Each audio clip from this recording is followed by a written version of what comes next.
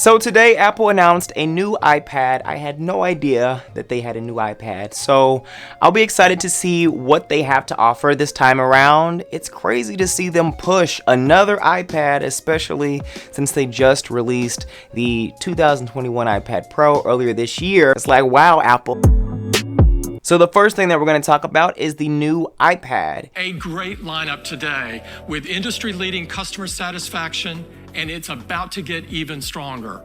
Apparently, it's made with 100% aluminum enclosure, and this year they have announced that it has the A13 in the iPad, with 20% faster performance in every aspect of the chip. Improving the autofocus of the back camera, that it has better selfies on the front camera, that it has a 12 megapixel ultra wide camera with 122 field of view, so you get those ultra wide angles.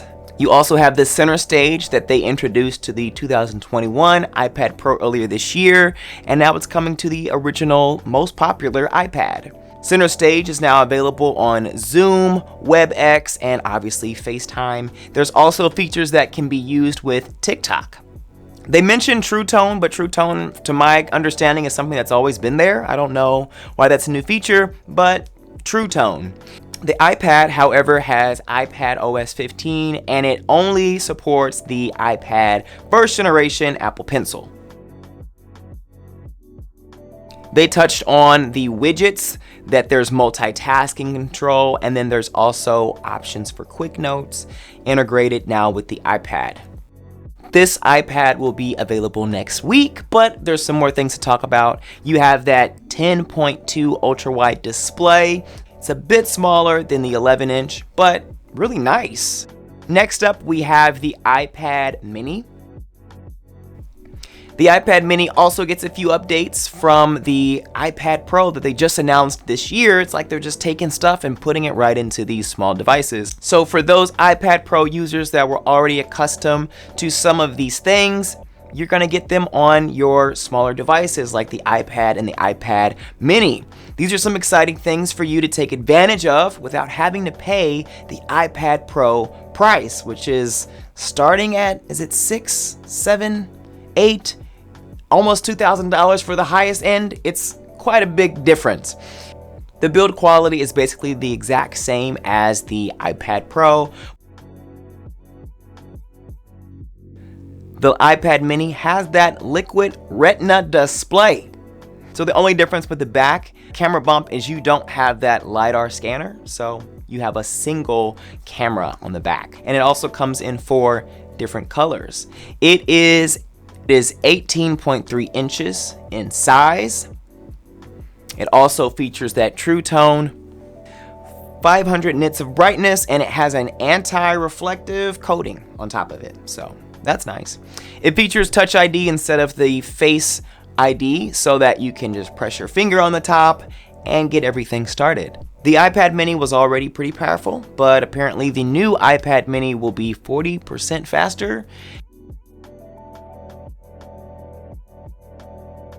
Gaming, I feel like you're gonna see the benefits of these features, but really, unless you're doing some processing heavy stuff, you're not going to see the difference.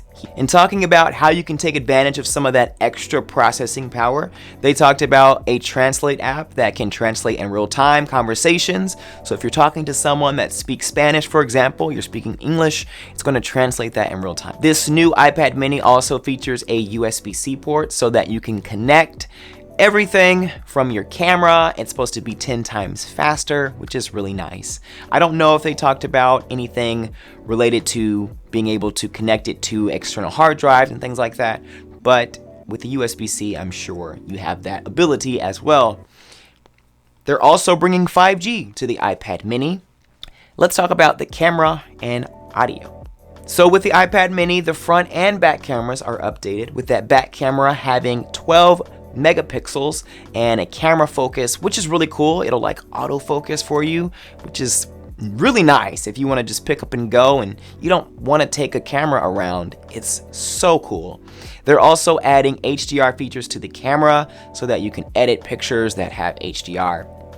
You can record in 4K. They're adding that ultra wide camera just like they added to the iPad. They're adding that to the iPad mini. They're also adding that center stage, just like with the iPad. It's now on the iPad mini.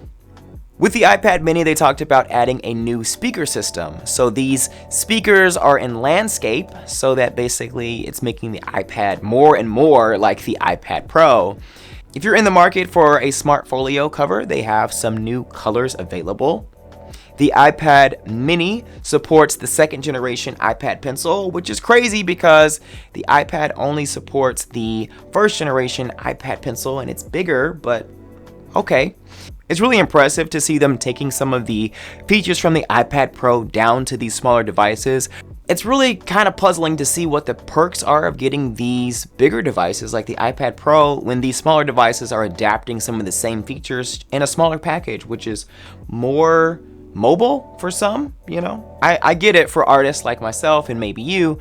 We want those bigger devices because we have a bigger display, we're able to create what we want, you know, a little more freely, and we may not be taking those devices out of the house. But it's interesting to see. It's an interesting argument. If they add more storage to these smaller devices, really what's the difference? If you're paying less as well, then getting these devices makes a lot of sense. The iPad mini starts at $499. It has Wi-Fi and cellular options as well as 5G.